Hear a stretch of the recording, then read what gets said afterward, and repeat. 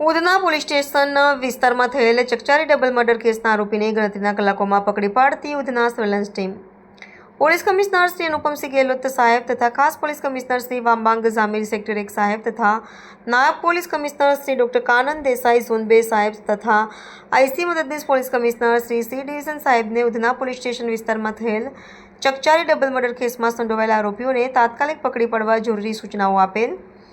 ગઈકાલ તારીખ 8/10/2025ના રોજ રાત્રિના 10:30 વાગ્યાના સુમારે આ કામના ફરિયાદીનાઓની તેમની દીકરીઓ તથા જમાઈ તથા પરિવાર સાથે ઘરે બેસેલ હતા. તે વખતે ફરિયાદીશ્રીના મોટા જમાઈ આ કામના આરોપી સંદીપ ઘનશ્યામ ગોળનાઓએ ફરિયાદીશ્રીને જણાવેલ કે મારે તમારી દીકરી વર્ષા સાથે છૂટાછેડા લઈને તમારી નાની દીકરી મમતા સાથે લગ્ન કરવા છે તેવી વાત કરતા કામના ફરિયાદીશ્રીના દીકરા નિશ્ચય ના પાડતા કામના આરોપી સંદીપે ફરિયાદીશ્રીને જણાવેલ કે તમારી નાની દીકરી મમતા મારી નહીં થાય તો બીજા કોઈની નહીં થવા દો અને તેને મારી નાખીશ તેવી ધમકી આપી આ કામના આરોપીએ સંદીપે પોતાની પાસેના તીક્ષ્ણ ચપ્પુ જેવા હથિયાર વડે ફરિયાદીશ્રીની દીકરી મમતાને ઘા મારતા ફરિયાદીશ્રી તથા તેમનો દીકરો નિશ્ચય વચ્ચે પડતા ફરિયાદીશ્રીને ખંભાના ભાગે ગંભીર ઇજા પહોંચાડી તથા ફરિયાદીશ્રીની દીકરી મમતા અને દીકરા નિશ્ચયને આડેધડ ચપ્પુના ગંભીર જીવલેણ ઘા મારી મોત નિપજાવી નાસી ગયેલ હોય જે બાબતે ફરિયાદીશ્રીનાઓએ ફરિયાદ લખાવતા ઉધના પોલીસ સ્ટેશન પાટે ગુના રજિસ્ટર નંબર 11-21-00-47-251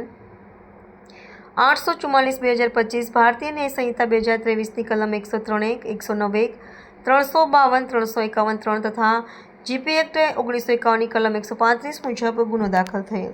તે તારીખ 8 ઓક્ટોબર 2025ના રોજ રાત્રે આશરે 10 વાગ્યાના રોજ કંટ્રોલ રૂમમાં ફોન આવ્યો હતો કે જે જલારામનગર સોસાયટી છે, પટેલનગર, ઉધના પોલીસ સ્ટેશન વિસ્તારમાં છે, ત્યાં કોઈ ઘટના બની છે અને અવાજ આવી રહ્યો હતો. 112 જે પોલીસની ગાડી છે એ ત્યાં ઇમિડિયેટલી પહોંચી જાય છે અને ત્યાં જોતા લોહીથી લથપથ બે માણસોની બોડી જોવે છે. 108 નંબર બોલાવે છે અને બીજા પણ એક બેન છે જેને પણ ઇન્જરી થઈ હતી. એ ત્રણેયને હોસ્પિટલમાં તાત્કાલિકમાં શિફ્ટ કરવામાં આવે છે.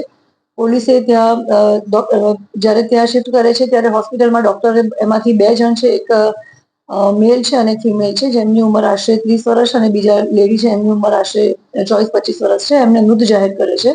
ઘટના એ બની હતી કે જવાહરનગર જે સોસાયટી છે, સાંઈ જવાહર ચોકી, સાંઈ જવાહર સોસાયટી, પટેલનગર જે સોસાયટી છે ઉધનામાં, 9:45 વાગ્યાના આસપાસમાં જે સંદીપ ઘનશ્યામભાઈ ગોળ છે જેની ઉંમર 32 વર્ષ છે, એ એમની વાઈફ પાસે જીદ મૂકે છે અને કહે છે કે ભાઈ તારી નાની બહેન એટલે કે એની પોતાની સાળી જોડે એને મેરેજ કરવા છે.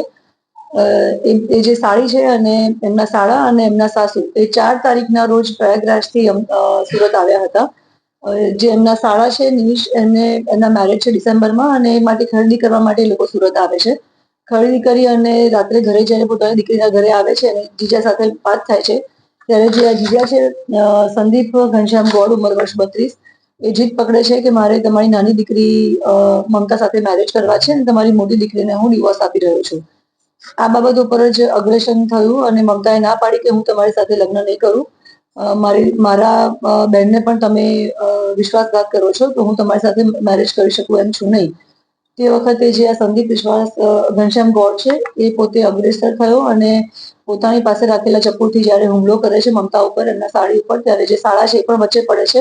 એમના પર આ સંદીપ હુમલો કરે છે અને ગંભીર રીતે ઈજાઓ થતા બ્લીડિંગ પણ ત્યાં બહુ થયું હતું અને એમના સાસુ વચ્ચે પડ્યા, એમને પણ ઈજાઓ થઈ હતી.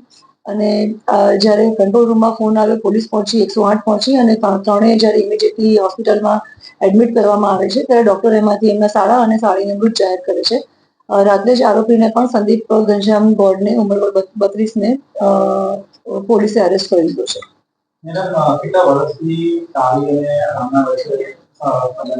પ્રાથમિક હકીકત એવી જાણવા મળે છે કે 2021માં જે એમના સાળી મમતા છે એ અહીંયા જ એમની સાથે રહેતા હતા અને એક પ્રાઇવેટ ફોર્મમાં બંને જણા સાથે જોબ કરતા હતા, સાથે આવજાવ કરતા હતા અને એ વખતે જે લોકો વચ્ચે પ્રેમ સંબંધ બંધાયો હતો. પરંતુ પાછળથી ઘરમાં ખબર પડતા એમના સાળીને પ્રયાગરાજ પોતાના ઘરે વતનમાં પાછા પરત મોકલી આપવામાં આવ્યા હતા.